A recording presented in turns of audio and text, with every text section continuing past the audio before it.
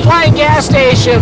So on the average, we're carrying about 30,000 liters is our max amount that we can take. If that was to catch on fire, you're talking a giant fireball.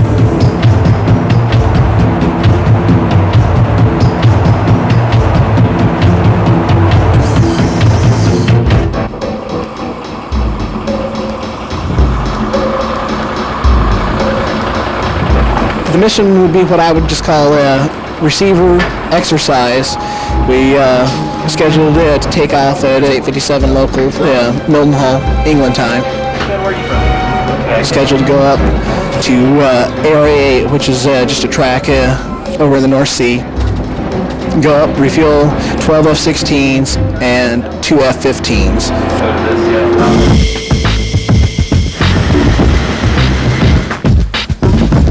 Well, I'm Major Mike Kucheski. I've been stationed at RF Lake Heath for 3 years.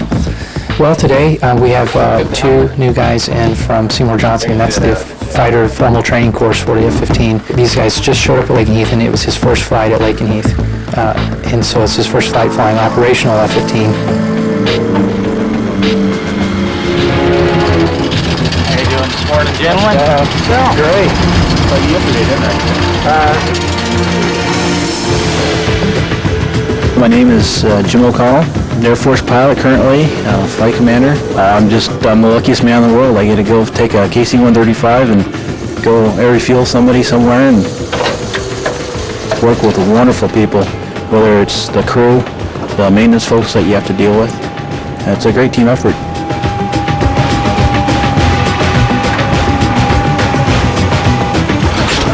What we're doing is we're checking our oxygen so we have a supplemental breathing source. In case of an emergency decompression, we'll be able to breathe. And then what I'm going to do is I'm going to test the mask using this regulator to make sure I have no leaks or anything around my face so I can have a good seal to breathe.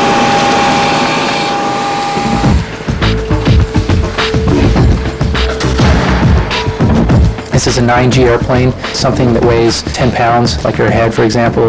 At 9Gs weighs 90 pounds. You're wearing all that equipment, and it's pretty heavy. And also, when you're doing air-to-air maneuvering in relation to another airplane, you're not just sitting in your seat flying, you're looking over your shoulder in a very dynamic environment. Under 9Gs, that's a lot of stress and strain, so it's physically challenging.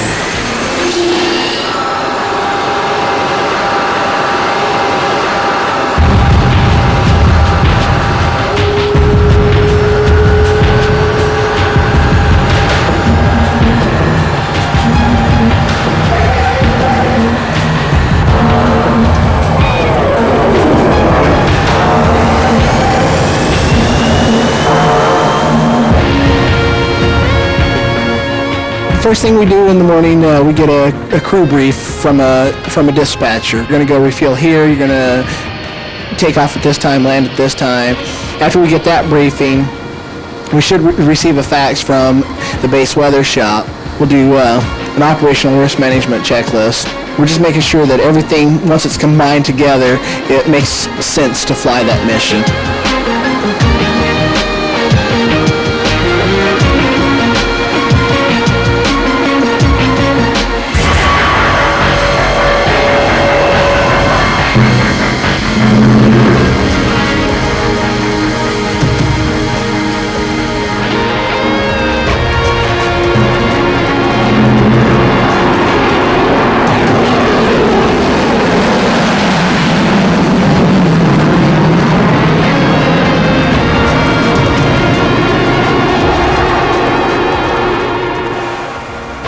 To, for example, Operation Iraqi Freedom, we'll do a lot of the same things. Obviously, the mission will be slightly different.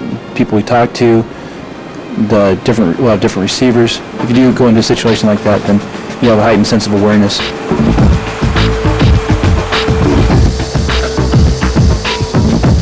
It looks impressive at first because how close you are to a big airplane, especially like a KC-10, which is even a bigger tanker than you are on today. The first thing I do when I get back there is run a couple of checklist items, and then I lower the boom.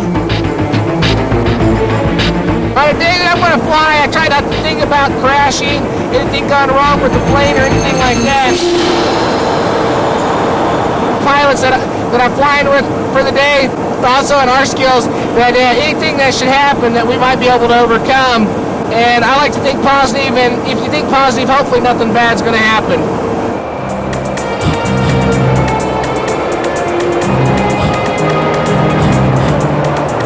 Now, on my left hand, I control a telescope lever. On my right hand, I control a rotovator stick.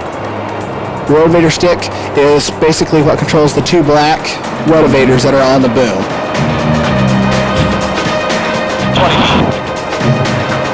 I'm giving him a light switch. At 10 feet, I start flashing the light, telling him, hey, you should start slowing your rate of closure.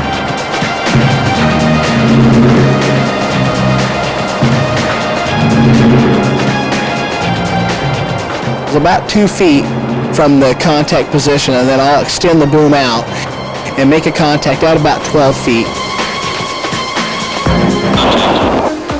As they're coming in, they can be coming in too fast and underrun the boom and get up underneath us.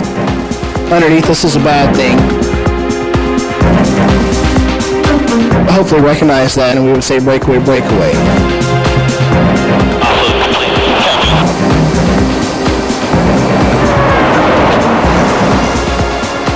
Tail number 910313.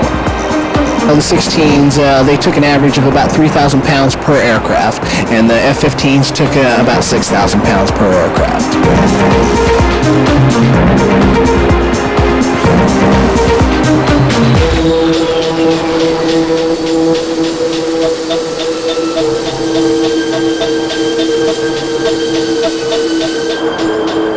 You know, I would say it's experience, and for the guys that have experience, that's what you fall back on. At least when I was a younger guy, the way I handled it is I just adhered to the procedures and techniques I had been trained by other instructors. As I got more experience in the airplane, I started to develop some of my own techniques, and that's really how you handle it.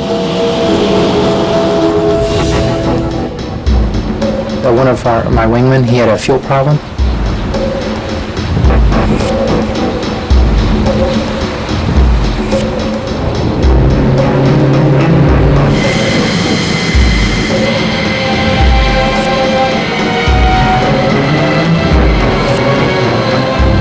So we always have spare jets.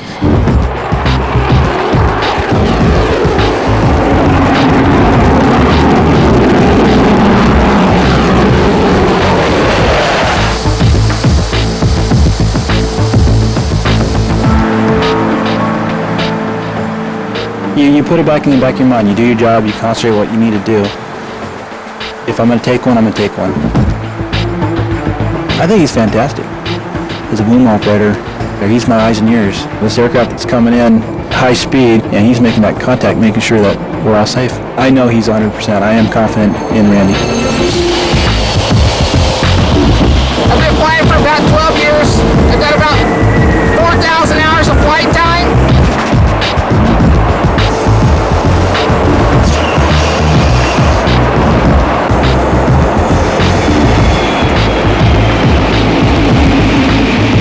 Personally, it's probably the best job in the United States Air Force for an enlisted guy to have, and I plan on probably doing another 18 years or so.